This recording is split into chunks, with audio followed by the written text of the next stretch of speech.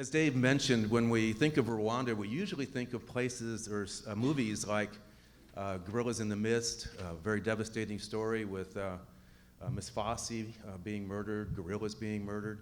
We think of Hotel Rwanda, the genocide of 1994, and the devastation, how a whole country could destroy itself. It's an interesting story, though, because the genocide, though it does a disjustice to shorten the whole story, the genocide was triggered through a lack of communications. Literally, the country had no communications infrastructure when I started working with them. I was invited by the government of Rwanda to help rebuild the entire country with some money that was given to them by the World Bank. So I'm going to give you my little picture history of the story so you can turn your attention over here and leave me kind of over here in the background.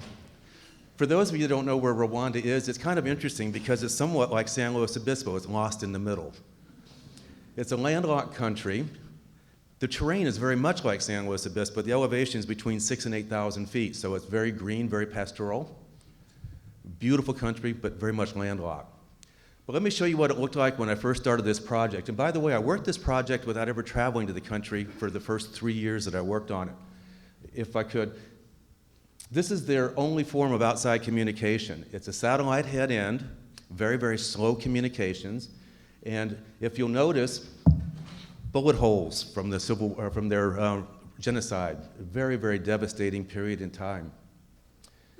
The Hutus and the Tutsis came to war because one radio station began to broadcast propaganda that triggered the whole mechanism. This is the state of the phone system, 13,000 telephones in a country of 11 million people. When we began working, this is the first reel of fiber optic cable that I managed to get shipped down there. These are some of my now good friends. Just pleased to have it. Worked so hard. A quick little story, though, is I was really concerned how I was going to get digging equipment down to the country. They said, "Don't worry, Bob, we got diggers."